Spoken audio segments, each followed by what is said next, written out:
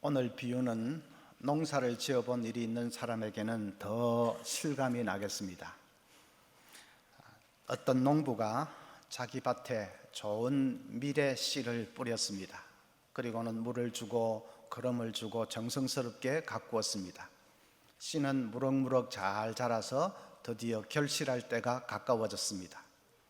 그런데 이 밀 가운데 가라지가 많이 섞여 있는 게 아니겠습니까?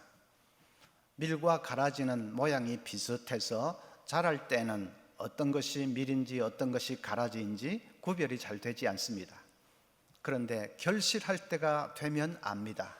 밀에는 곡식이 주렁주렁 맺히지만은 가라지에는 아무것도 맺히지 않고 쭉정이밖에는 없기 때문입니다.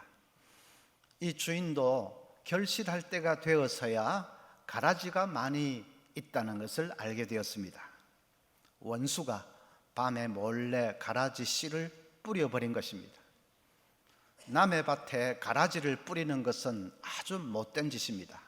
왜냐하면 밀에게 돌아갈 양분을 가라지가 다 빨아먹어버려서 그래서 수확에 치명적인 손실을 입히기 때문입니다. 그래서 그 당시 로마 법에는 남의 밭에 가라지를 뿌리는 사람에게는 이런 벌을 주라 하는 그런 처벌 규정까지 있습니다. 인도에서는 미운 사람을 위협할 때에 당신 밭에 가라지를 뿌려버리겠다고 그렇게 위협을 하기도 합니다.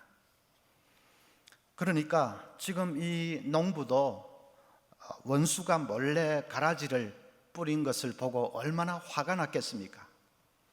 곁에 있던 종들이 주인님, 우리가 저 가라지를 몽땅 뽑아버릴까요? 했습니다. 주인의 대답이 중요합니다. 아니다, 가만둬라. 가라지를 뽑다가 잘못해서 이 알곡까지 뽑으면 어떻게 하느냐? 그러니까 추수 때까지 가만히 두어라. 추수 때가 되면 가라지는 다 거두어다가 불에 사를 것이다.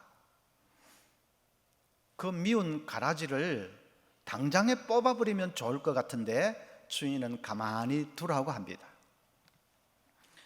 자, 이 비유를 우리는 이 교회 안에는 알곡과 같은 신자도 있고 가라지 같은 신자도 있다, 이렇게 해석하기를 잘합니다. 교회 안에는 그냥 좋은 진짜 신자도 있고 그 다음에 가라지 같은 쭉정이 신자도 있다, 그렇게 해석하기를 잘하는데, 그런데 예수님 말씀하신 거 보십시오. 38절에 보면 밭은 세상이요 했습니다.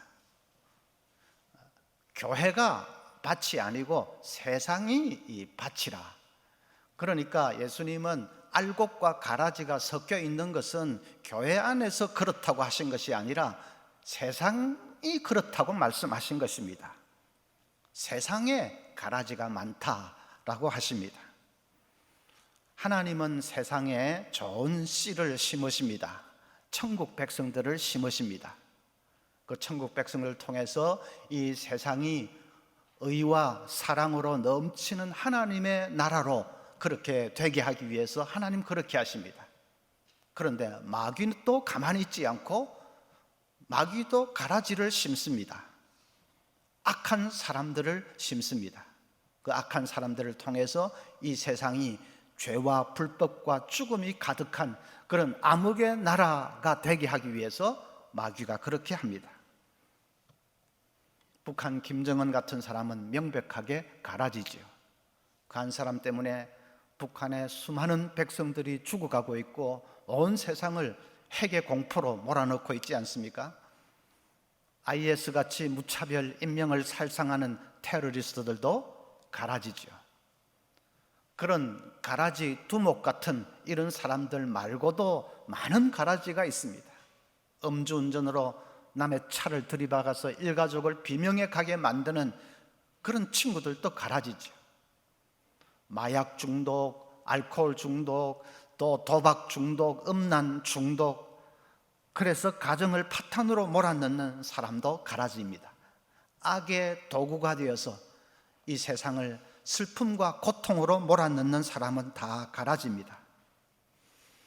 하나님은 그런 가라지들을 왜 심판해버리지 않으실까요? 다른 사람들을 고통과 슬픔으로 몰아넣고 있는데 왜 그냥 없애버리지 않으실까요?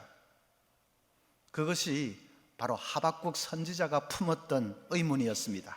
하박국 1장 13절 보면 주께서는 눈이 정결하심으로 악을 참아보지 못하시며 패역을 참아보지 못하시거늘 어찌하여 거짓된 자들을 방관하시며 악인이 자기보다 의로운 사람을 삼키는데도 잠잠하시나이까.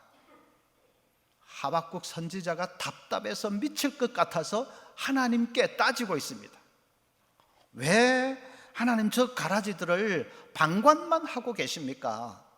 왜 잠잠히 보고만 계십니까? 하나님이 잠잠히 계시니까 우리가 가라지들을 뽑아버리자 하는 사람들이 생겨났습니다. 지금 이 비유에서 종들이 주인님 우리가 가라지를 뽑을까요? 했듯이 우리가 가라지를 없애버리자 하는 사람들이 생겨났습니다. 예수님 당시에 열심당이라는 종파가 그랬습니다. 열심당원들은 늘 가슴에 단도를 품고 다닙니다. 그러다가 로마의 앞잡이 노릇을 하는 그런 매국노를 보면 뒤쫓아가서 골목길에서 암살을 해버립니다.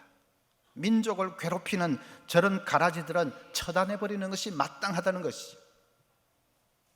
몇 년 전에 미국에서는 플로리다에서는 신자 4사람이 낙태 수술을 하는 클리닉을 사제폭탄으로 폭파시켜버렸습니다.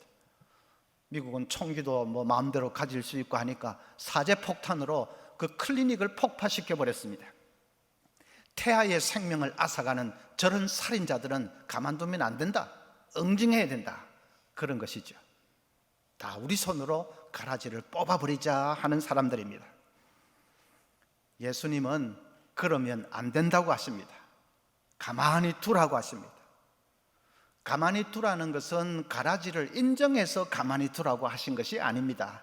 추수 때가 되면 다 모아다가 불사르게 될 것이다 하신 것을 보면 가라지를 인정을 해서 가만히 두라고 하신 것은 아닙니다.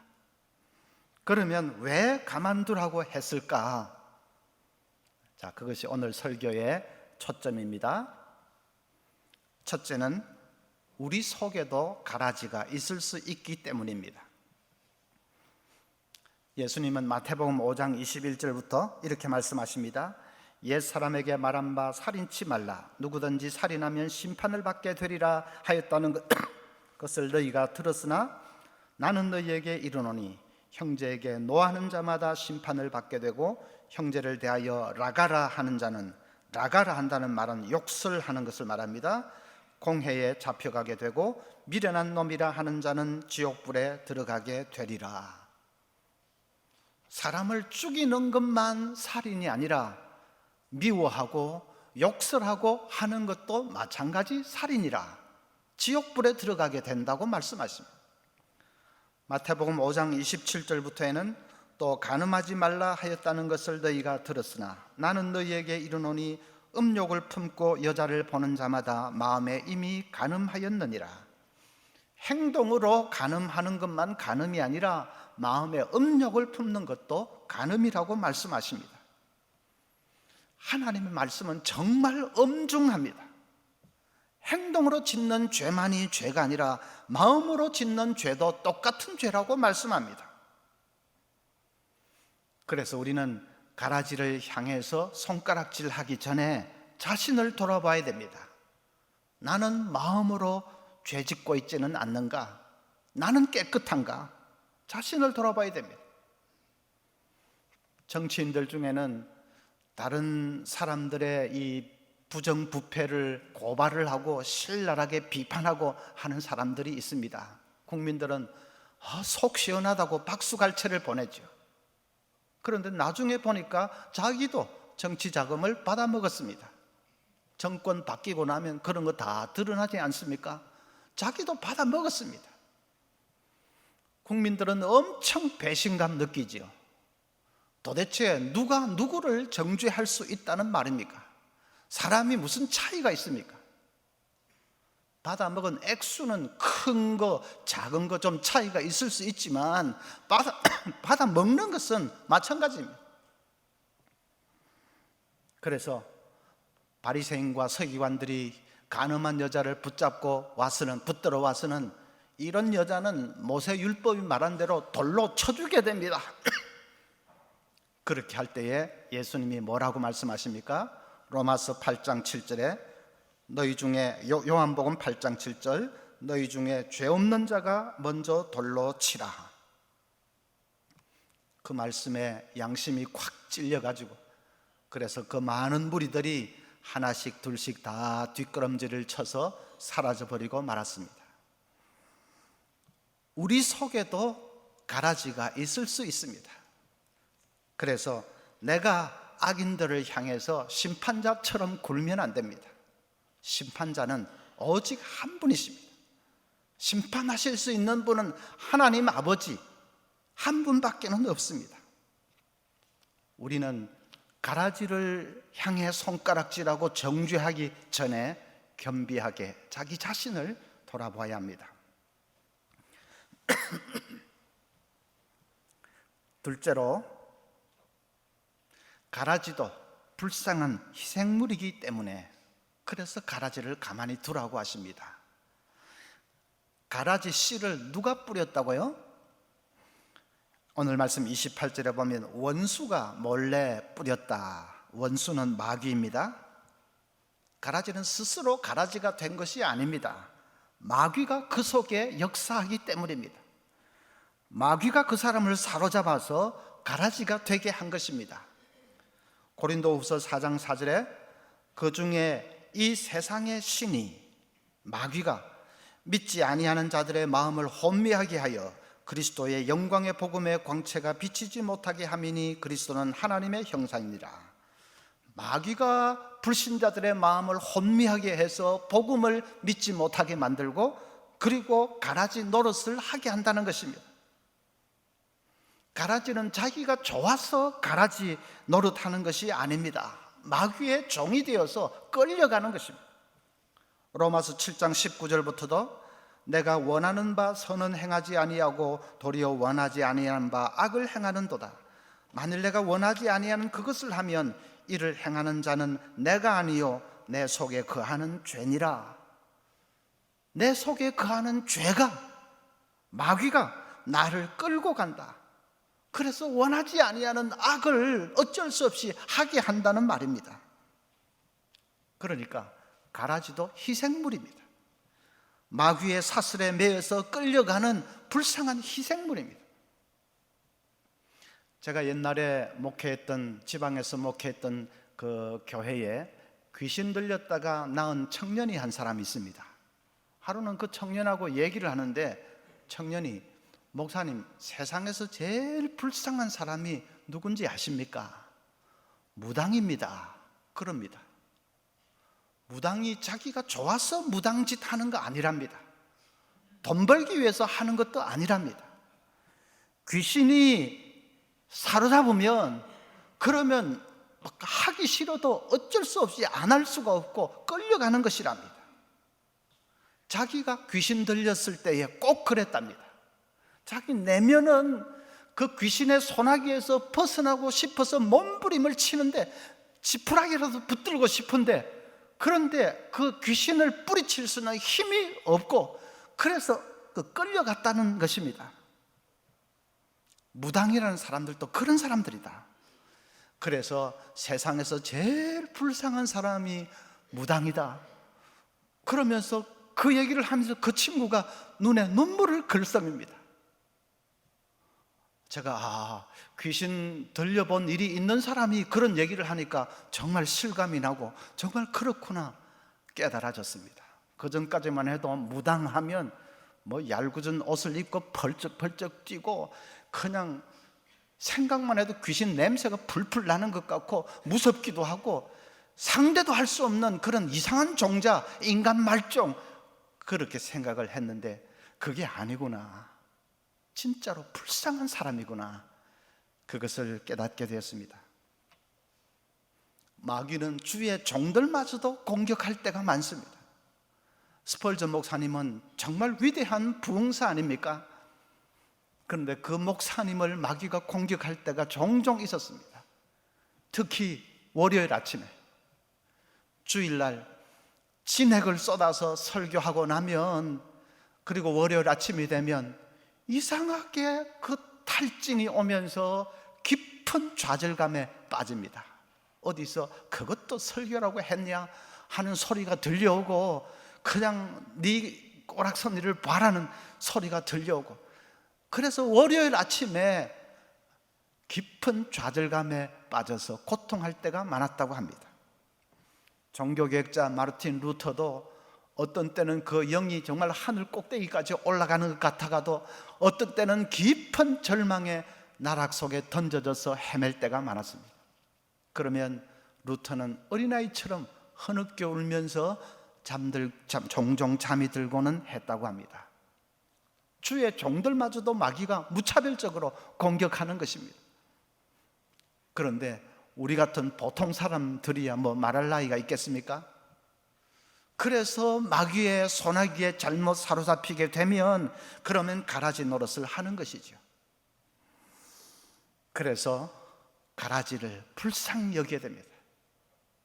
어떤 분은 가라지 자기 책임도 있지 않느냐, 나쁜 짓을 할 때마다 마귀 때문에 그렇다, 내 탓은 아니고 전부 마귀 때문에 그렇다, 마귀 때문에 그렇다 하면 되느냐, 자기 책임도 있지 않느냐, 그러는 분이 계십니다. 그 말도 맞습니다.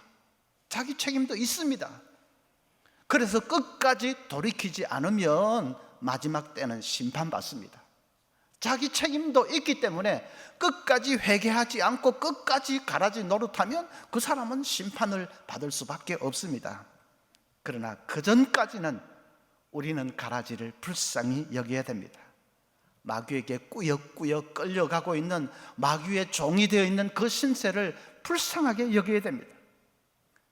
미워하려면 눈에 보이는 가라지를 미워할 것이 아니라 그 배후에서 역사하는 마귀를 미워해야 되지요.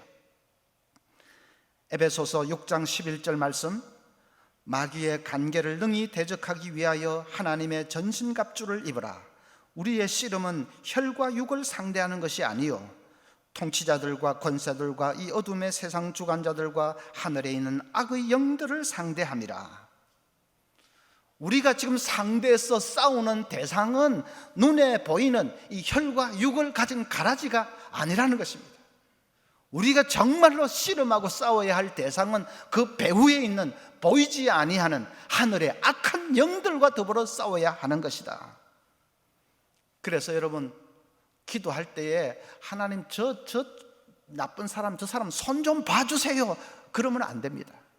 그 사람 손 좀 봐달라고 기도할 것이 아니라 그 사람을 사로잡고 있는 악한 영, 그래서 하나님 저 마귀의 사슬을 깨트려 주시옵소서, 마귀의 소나기에서 저 사람을 건져 주시옵소서, 그렇게 기도해야 됩니다.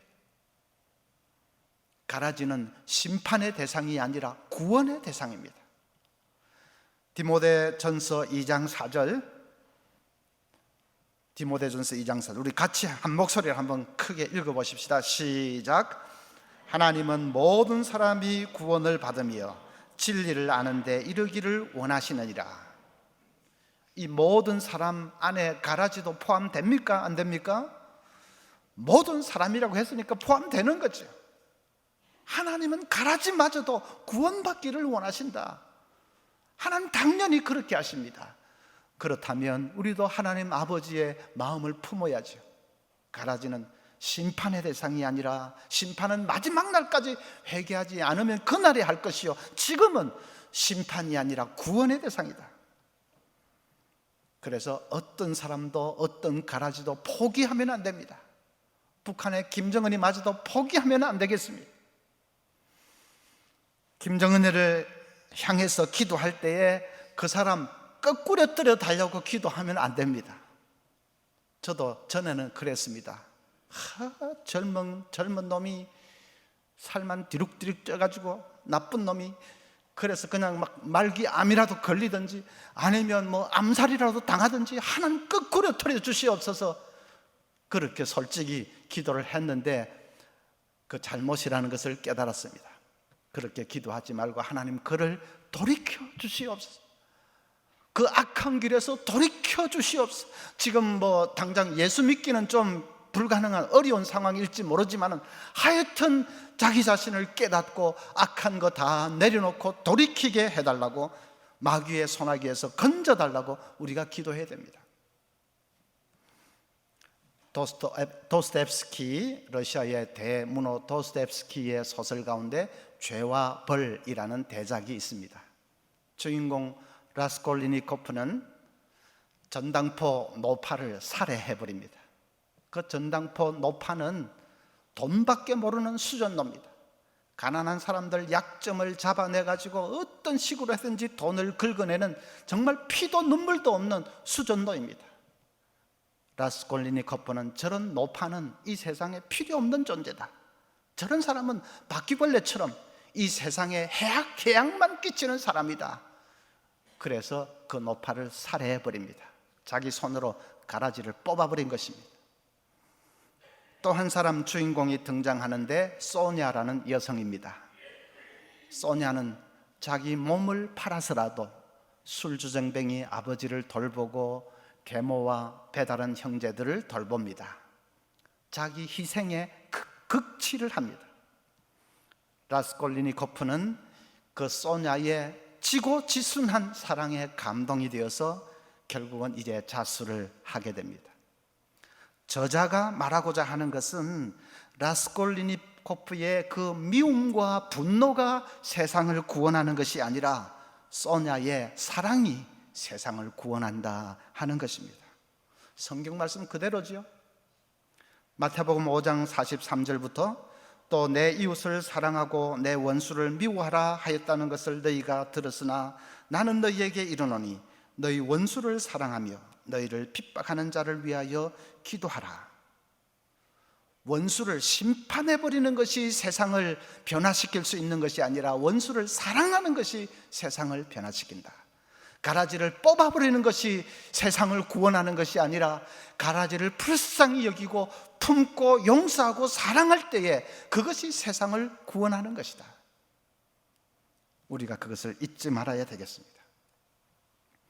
마지막 세 번째로는 가라지를 통해서 하나님의 뜻을 이루시기 때문입니다. 그래서 가라지를 함부로 뽑겠다고 하면 안 됩니다.